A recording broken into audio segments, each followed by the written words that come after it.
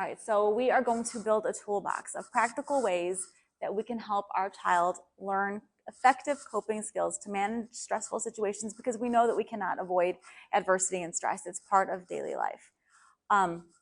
So we're going to learn some, and it's not always a one-size-fits-all. We're going to learn some tools and skills that we can use, that your children can use when they start to feel stressed, that before they start to feel stressed. So a lot of the things that we're going to talk about tonight are, again, proactive things. Remember, I'm a prevention social worker. I'm looking to prevent anxiety and stress from happening in the first place. So more of an upstream approach rather than getting the kids after they've already are at that point where they've lost their emotional regulation.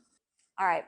So most adolescent stressors, and this will work for elementary school and high school students as well, middle school, academic pressures are usually the biggest stressor for adolescents, followed by social stress.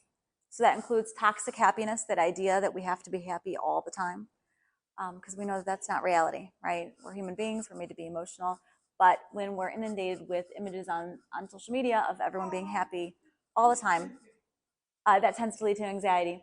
Not having enough free time. We know that kids are overscheduled, right? We want to get our kids involved. We want them to participate in everything. But really, sometimes overloading that schedule stresses them out more than anything. Fear of missing out. So on the counter side, they're afraid they don't want to miss out on anything. Family discord. So we know that sometimes family dynamics, if there's issues in the family, we've all heard of ACEs before, adverse childhood experiences, how they can affect kids' mental health later on. World events, just because we're in such a connected period of time, our kids are exposed to a lot more than what we want them to be exposed to at times. And I think especially nowadays, there's so much polarism on every side, it's impossible for our kids to step away from it. Traumatic events like COVID, significant life changes, so moves, changing schools, deaths in the family, all of that can lead to anxiety. But there's also a biological component. So genetics. Chances are, if you're anxious, your child might inherit some of those characteristics. Also brain development. So the adolescent brain finishes developing when it's about 24 years old. It develops from the back to the front. The primitive part of our brain is the part of our brain the amygdala, that handles all of that fight or flight responses, our anxiety. Also when we're excited, overly stimulated. When that is activated, it's not talking to the rest of our brain. So it's like the rest of our brain is turned off while that's turned on. The prefrontal cortex, which isn't fully developed yet, can't make good choices because it's not turned on. So we're going to work on skills that are going to help us proactively develop coping skills before we need them. And then hormones. Again, as kids get older, their bodies change, their hormones are changing, and that's causing anxious symptoms as well. Okay.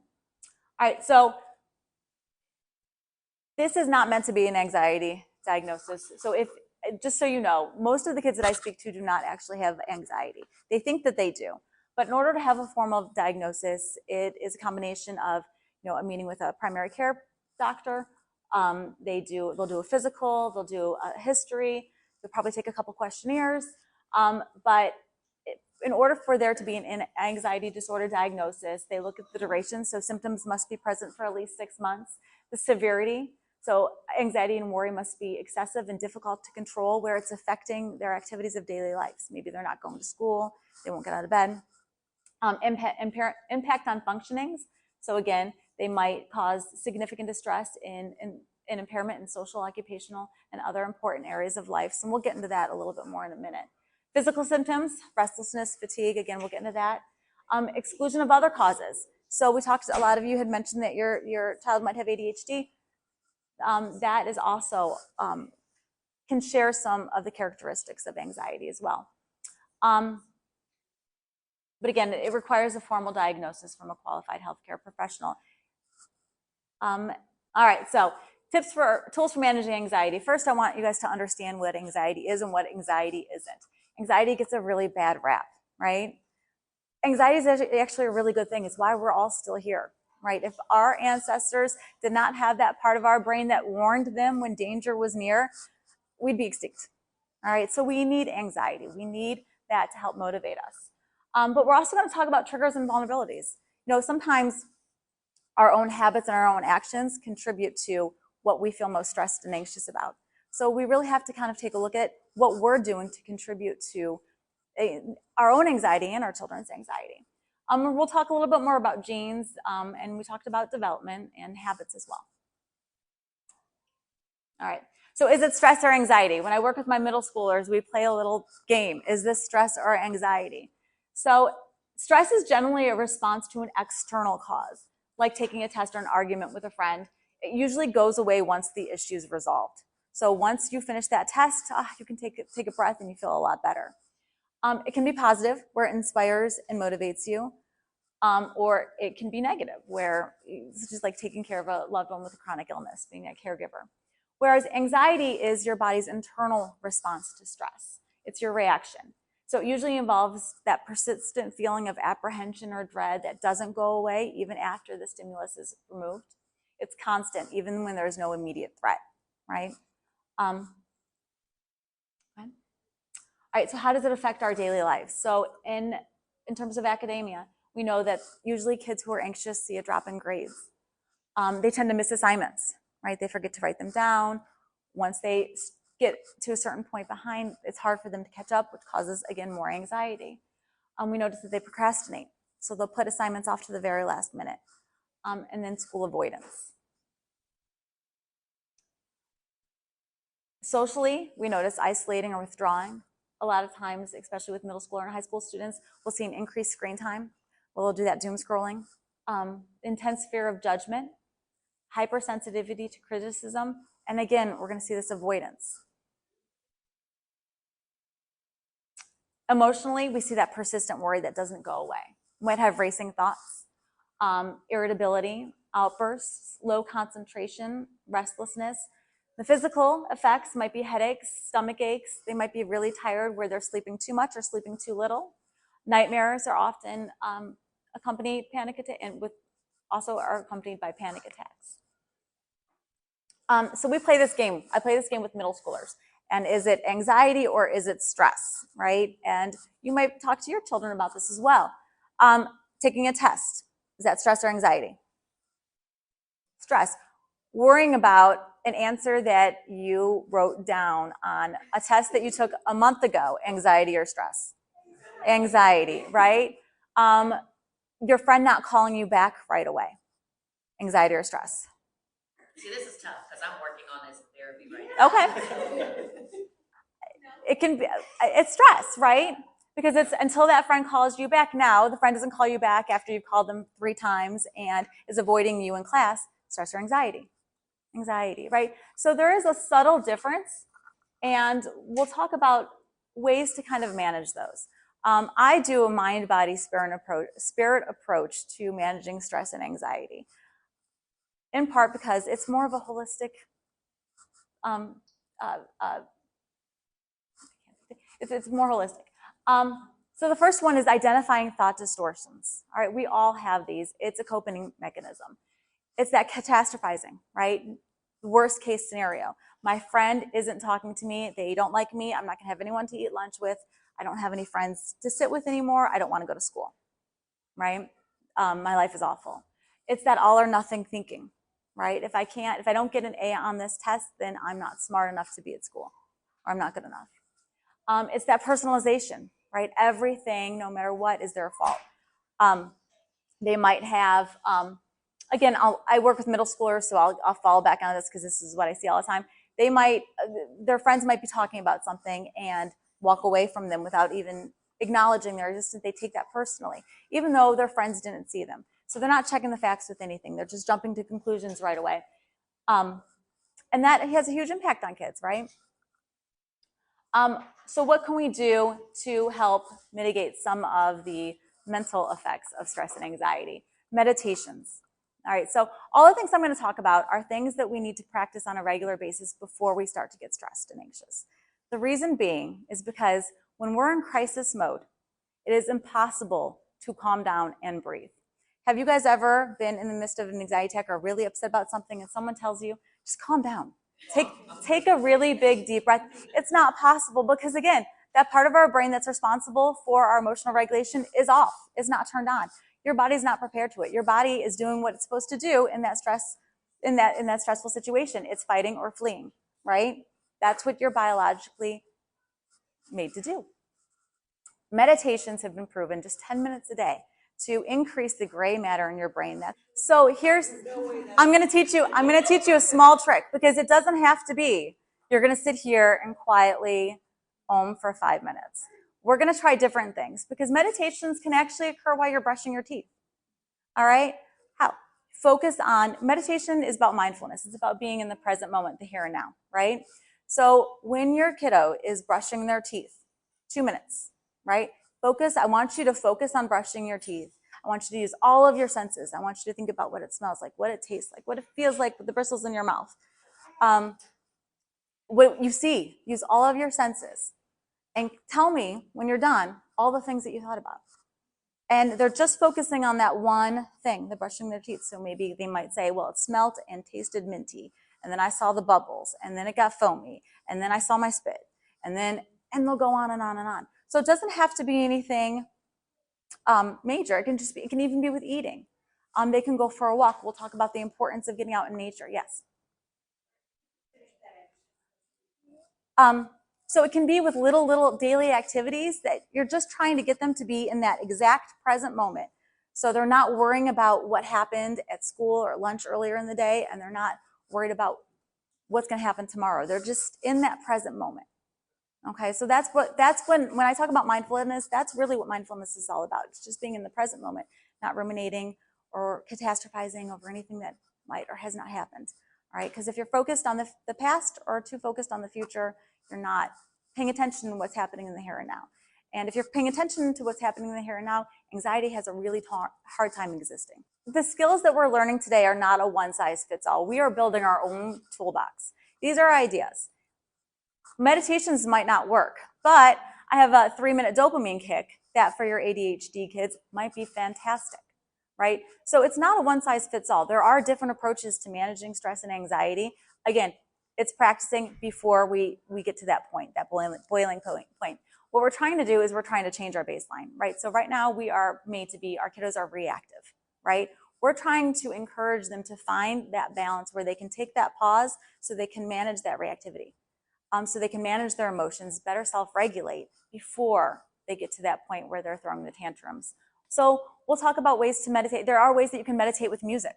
I have another game that I play with students where I play a song. All right, so you want to look for like very specific, what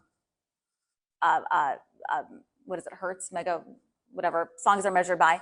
But there's like the beats, binaural beats. Yes, but I do it with music that they actually might want to listen to. So my go-to is always Metallica. Nothing else matters. Because here's the reason why. Are we meditating? We are meditating, because what I have them do is I have them focus on one element of the song.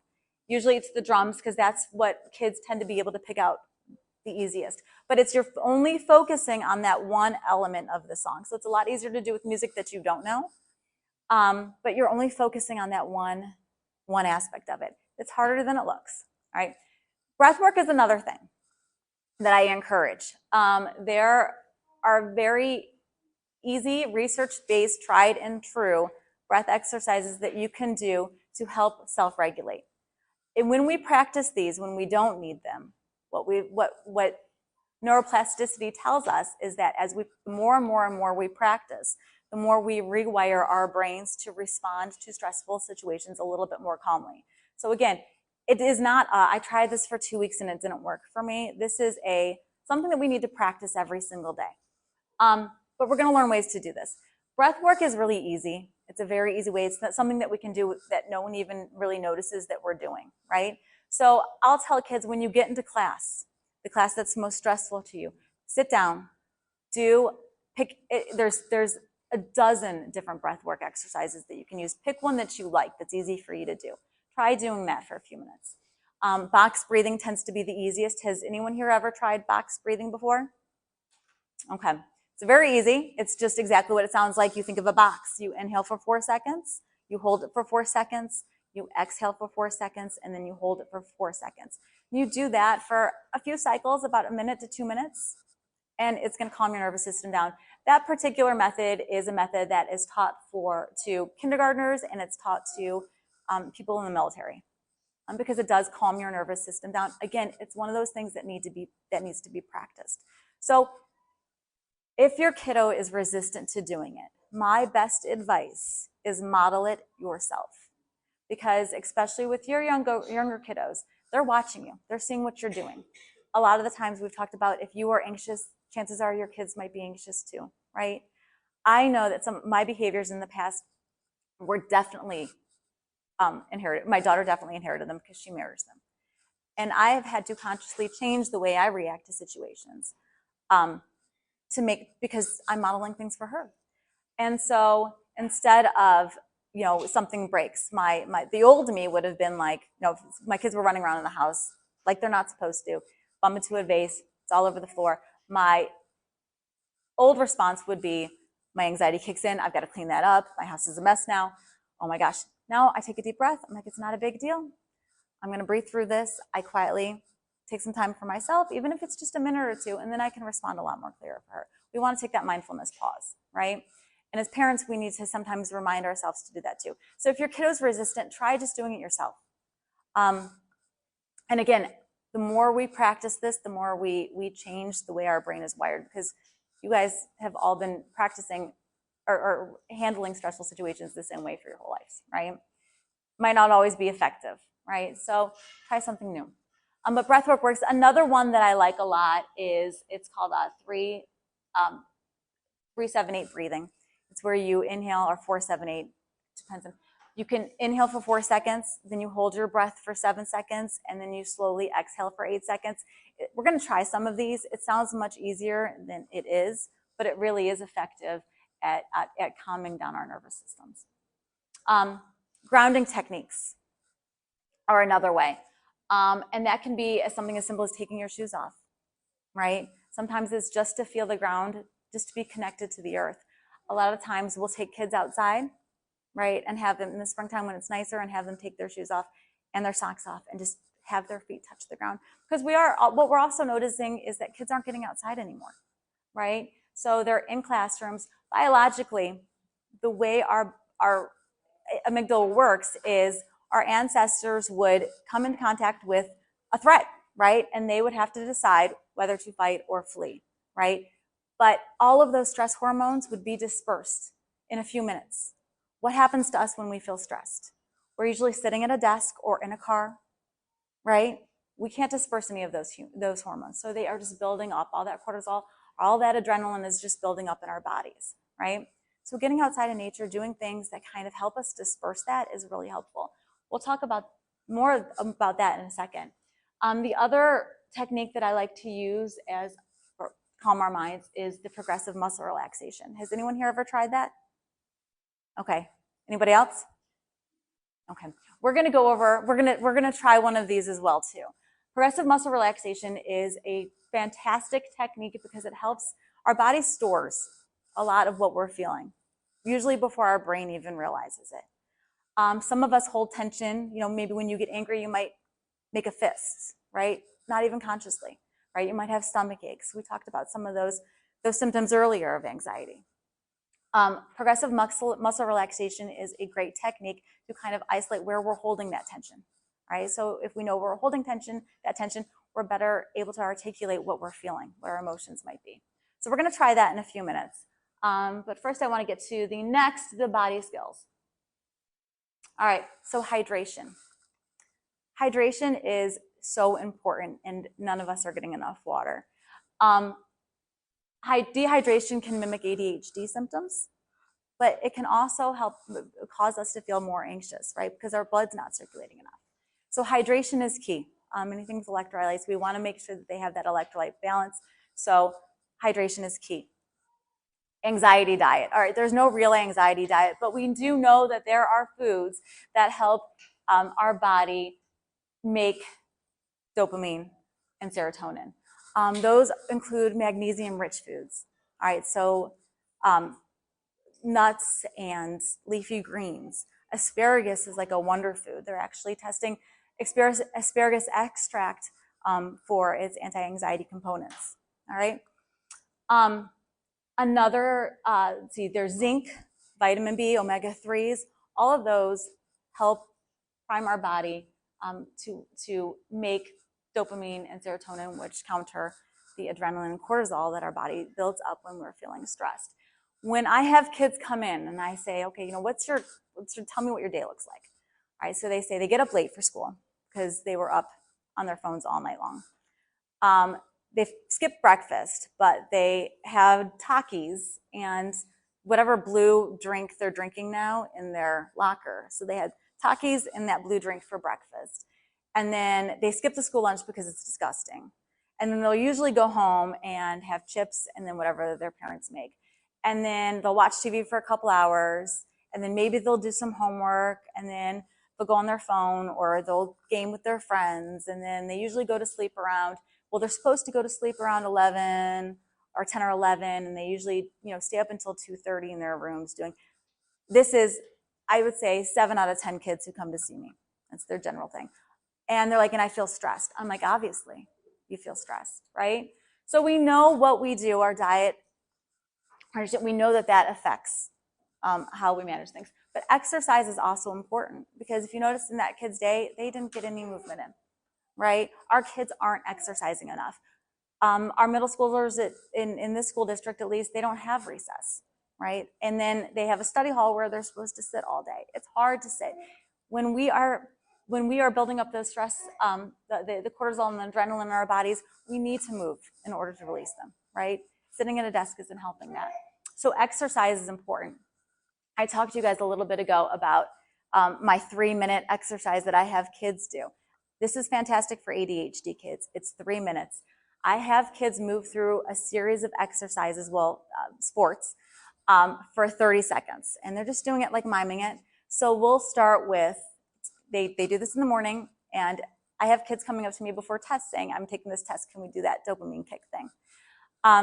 3 minutes. We start with boxing, so just air boxing. Then we do tennis.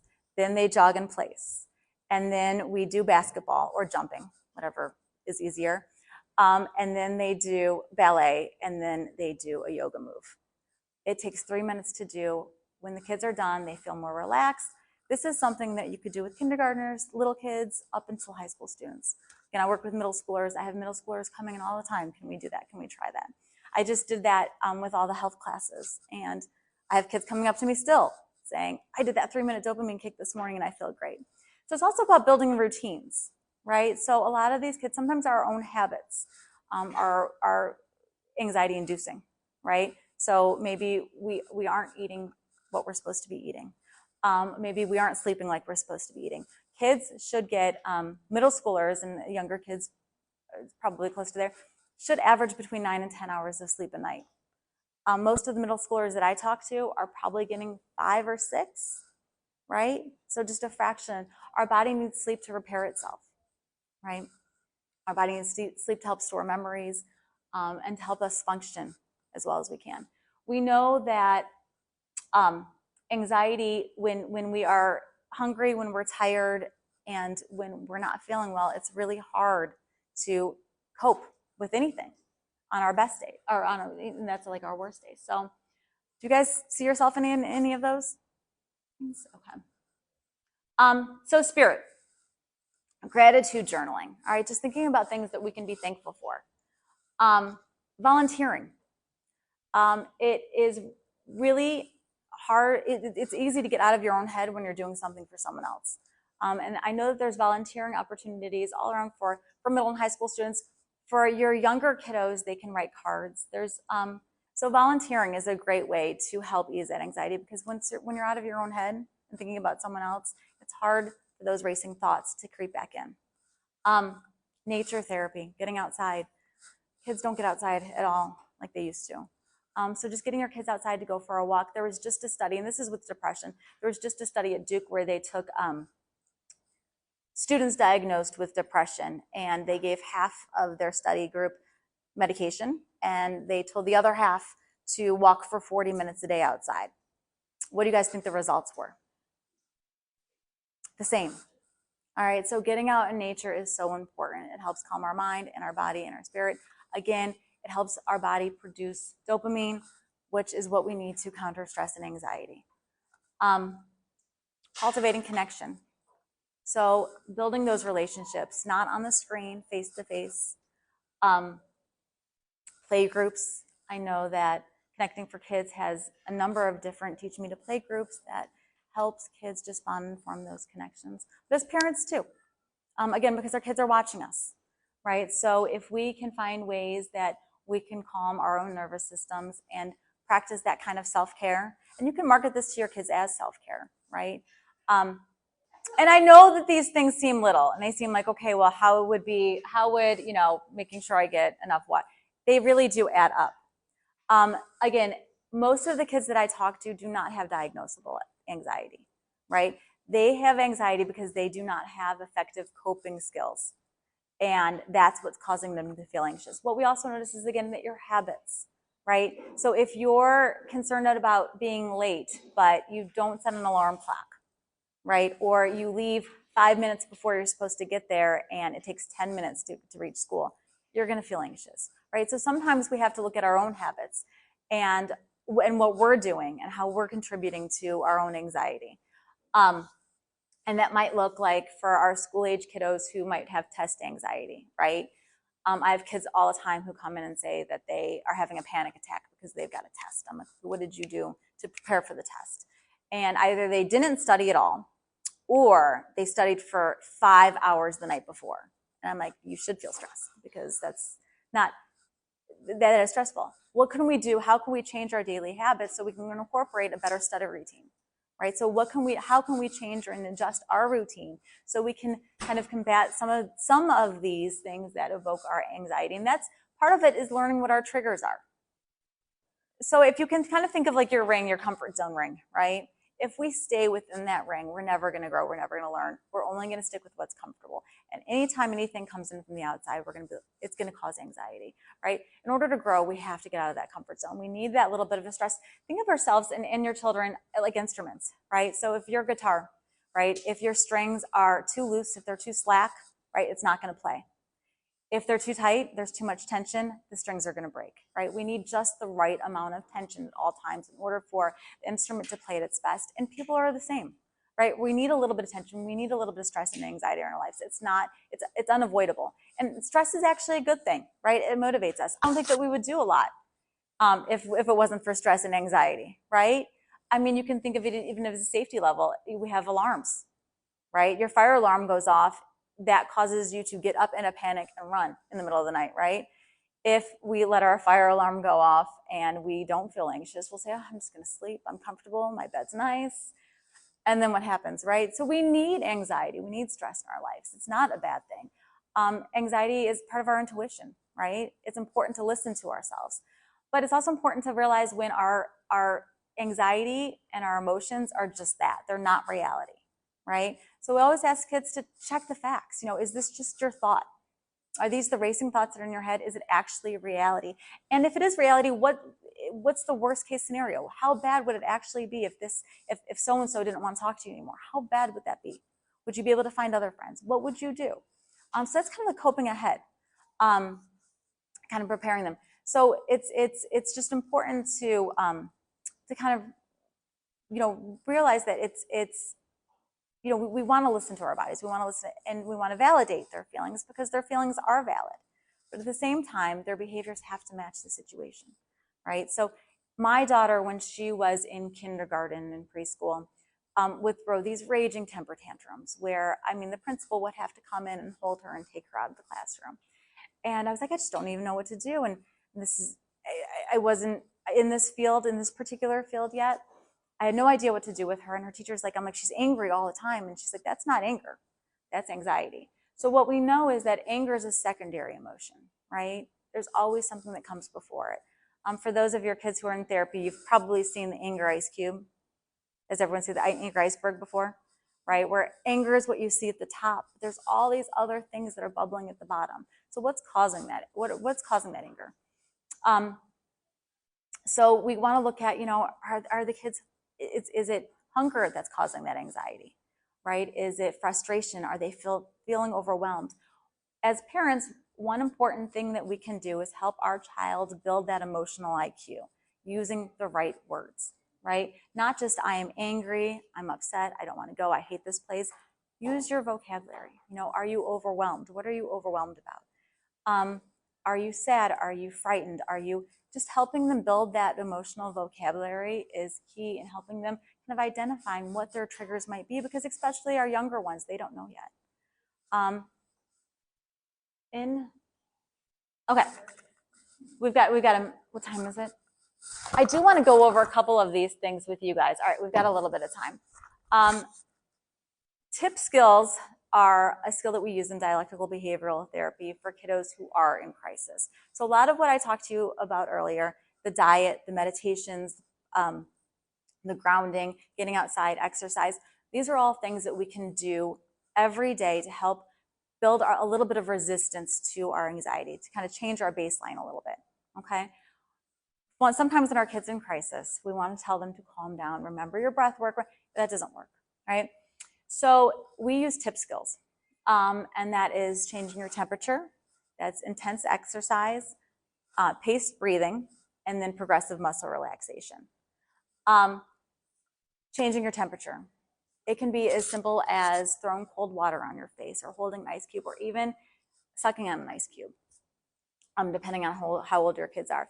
But we want to kind of disrupt those anxiety triggers and the biological changes that happened in our body when we start to feel anxious, right? So what are some of the things, the symptoms of anxiety? It might be increased heart rate, right? We might start to sweat. Our breathing changes, it becomes slower. What we want to do is we want to kind of disrupt that a little bit. So sucking on an ice cube, holding an ice cube, throwing cold water on your face are all ways to kind of change your temperature. Intense exercise. We talked about that 3-minute dopamine kick, right? Paced breathing. For this particular exercise, I like that 4-7-8 breath work skill. And then the progressive muscle relaxation. If you guys will just bear with me and just try this on your own. You do not have to take off your shoes. Generally with kids, if they're in my office, I'll have them take off their shoes just because it helps grounding a little bit.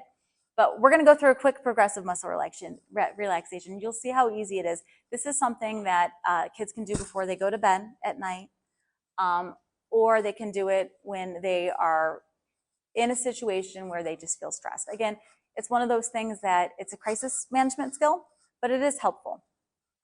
The way the progressive muscle relaxation works is we start literally at our feet and we work all the way up to our facial bones. And what we do is we plant both feet on the floor. And what we're going to do is we're going to slowly squeeze and isolate each muscle group. So we're going to start with our toes by scrunching up our toes. As we increase the tension, we're going to breathe in. And as we release the tension, we're going to breathe out. We're going to hold it for a second, okay? So we're going to start at our toes, and we're just going to squeeze in our toes, and we're going to breathe in. Hold it. And then we're going to release that tension. A deep exhale. All right, and then you're going to go up to your calves. And the way I do this is I have them push down if they're seating, push down with their heels, and then you can feel that calf muscle kind of stretch. And again, breathe in. And then exhale. All right, and then it's their thighs, and just kind of tense up your thighs.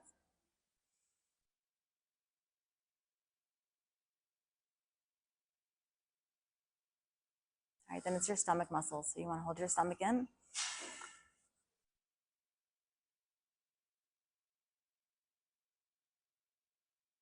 Okay, then we can go to your shoulders.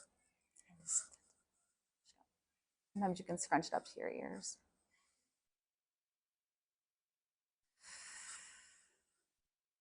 Then we can go to our hands.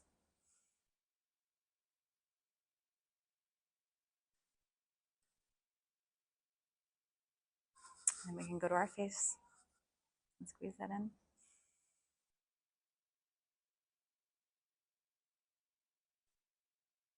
All right, so that is a really easy way that we can feel where we're holding tension. If we can feel where we're holding tension, we might be better able to describe what we're feeling and why we're feeling it.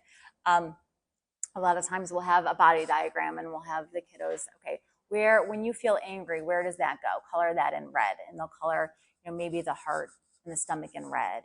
When you feel nervous, where does that go? Color that blue, and they'll color the throat blue. When you feel angry, color that yellow, and they'll color the hands yellow.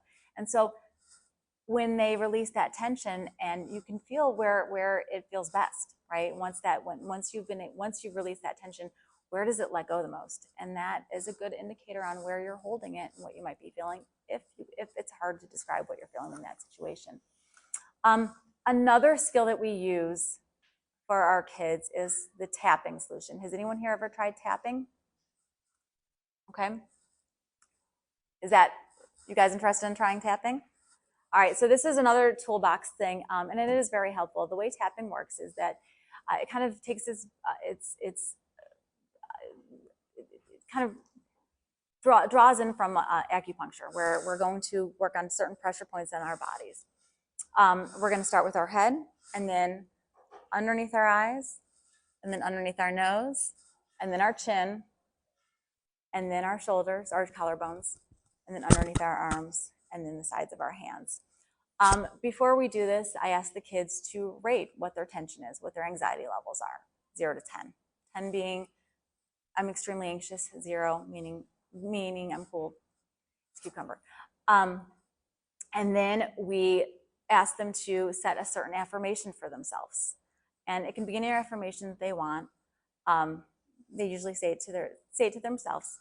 And then we start with the tapping. So you just tap and you go underneath your eyes.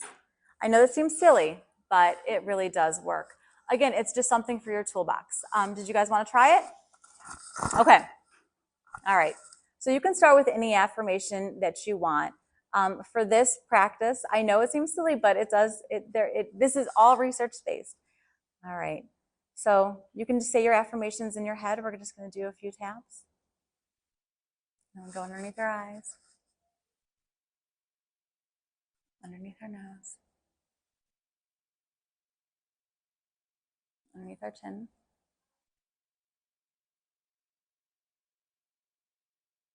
and our collarbone,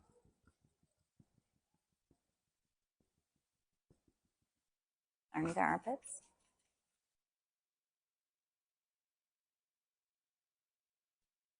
and then our karate chop.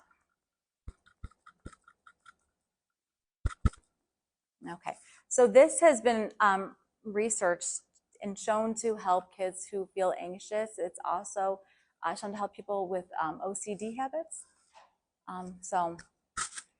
That's another tool that you can use. Other tools that we tend to use for anxiety, especially, and this works with younger kids and middle school students and high school students, is sometimes kids use the fidget spinners. I don't love those because I think that sometimes they can cause more anxiety than if they lose them or they get so protective over them. And sometimes I think that can cause more anxiety than anything else.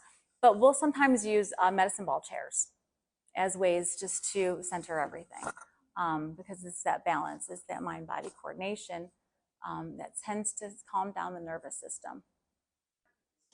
So if a timer doesn't work, you can take a clock and color code it. So this is the time, we've got this 15 minutes, you can color it in whatever color to do this. And then I'm going to allot 1 hour for this. And then when that hand, and they can just see the hand. But sometimes that helps, especially with kiddos who have trouble with time management and transitions. Thank you for that. Absolutely.